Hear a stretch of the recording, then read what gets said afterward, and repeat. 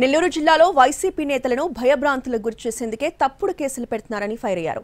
అందులో భాగంగానే వెంకటాచలం మాజీ జెడ్పీటీసీ వెంకట శేషయ్యను అక్రమంగా అరెస్టు చేశారని మండిపడ్డారు. సోమిరెడ్డి కక్ష సాధింపు చర్యలకు పాల్పడుతున్నారని ఆరోపిస్తున్నారు. ఇలాంటి అరెస్టులను ధీటుగా ఎదుర్కొంటున్నామంటున్న కాకాని గోవర్ధన్ రెడ్డితో మా ప్రతినిధి అమర్నాథ్ ఫేస్ టు ఫేస్. రాష్ట్రంలో టీడీపీ కూటమి అధికారంలోకి వచ్చిన తర్వాత వైసీపీ నేతలను లక్ష్యంగా చేసుకుని తప్పుడు కేసులు బనాయిస్తారని చెప్పి ఆ పార్టీ ఆరోపిస్తుంది. ఈ నేపథ్యంలోనే నెల్లూరు జిల్లా వెంకటాచలం మాజీ జెడ్పీటీసీ వెంకట శేషయ్యను అరెస్ట్ చేయడంపై వైసీపీ శ్రేణులు బగ్గుమంటున్నాయి. దీనికి సంబంధించి మనతో మాట్లాడేందుకు మాజీ మంత్రి వైసీపీ జిల్లా అధ్యక్షుడు కాకాని గోవర్ధన్ రెడ్డి గారు మనతో ఉన్నారు. మన అడిగే మరణాలు తెలుసుకుందాం. సార్ చెప్పండి సార్, దీన్ని అరెస్ట్ ఏ విధంగా చూస్తారు మీరు? అంటే ఇది కక్ష సాధింపులో భాగం. శేషయ్య లాంటి చురుకైనటువంటి నాయకులు కార్యకర్తల మీద ఈరోజు కూటమి ప్రభుత్వంలో వేధింపులు ప్రారంభమయ్యాయి. అందులో భాగంగానే ఒక ఫ్యాబ్రికేటెడ్ ఫాల్స్ కేస్ దాన్ని తీసుకొచ్చి దాన్ని ఏదో ఒక విధంగా శేషయ్యని రిమాండ్కి పంపించాలనేటువంటి లక్ష్యం కనపడింది. రాత్రి మ్యాజిస్ట్రేట్ గారి ముందు హాజరుపరిచినప్పుడు కూడా మ్యాజిస్ట్రేట్ గారు దీనికి సంబంధించినటువంటి డాక్యుమెంట్స్ కానీ ఆధారాలు కానీ మీరు సరిగ్గా ప్రొడ్యూస్ చేయలేదో ఇవి ప్రొడ్యూస్ చేయండి అని చెప్పి ఆయన రిటర్న్ చేయడం కూడా జరిగింది.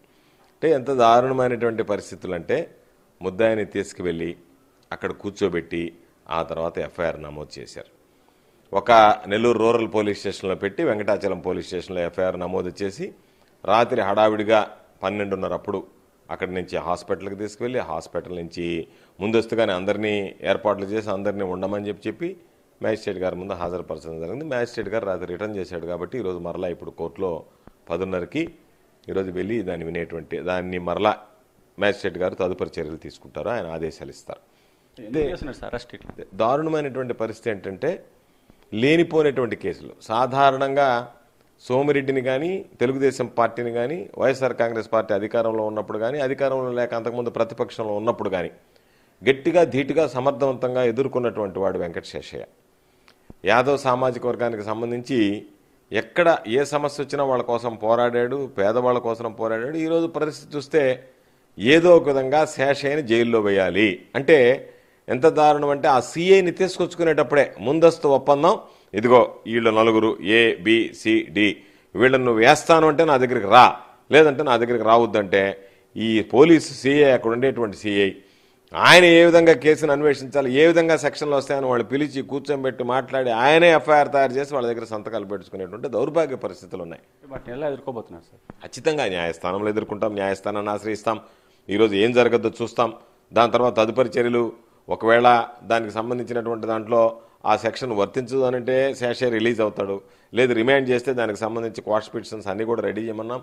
ఇటు నెల్లూరు జిల్లా కోర్టులో మామూలుగా కోర్టులో వేస్తాం, ట్రయల్ కోర్టులో, అదేవిధంగా హైకోర్టును కూడా ఆశ్రయిస్తాం. ఖచ్చితంగా ఇటువంటి విషయాల్లో తర్వాత కూడా పోలీసులు ఇల్లీగల్ డిటెన్షన్ మీద వీటన్నిటి మీద కూడా హైకోర్టును ఆశ్రయించి వాళ్ళ మీద కూడా చర్యలు తీసుకోవడం జరుగుతుంది. ఎవరిని విడిచిపెట్టేది ఉండదు. అధికారం ఎవ్వరికీ శాశ్వతం కాదు.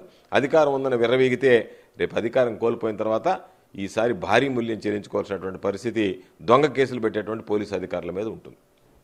మనం చూస్తున్నాం, టీడీపీ నేతలు పెట్టే తప్పుడు కేసులను ధీటుగా ఎదుర్కొంటామని చెప్తున్నారు. అంతేకాకుండా కూడా న్యాయస్థానాన్ని ఆశ్రయించి చట్ట ప్రకారమే వ్యవహరిస్తామని చెప్పి కూడా కాకాని గోవర్ధన్ రెడ్డి చెప్తున్నారు. వీడియో జర్నలిస్ట్ ప్రదీప్తో అమర్, NTV నెల్లూరు.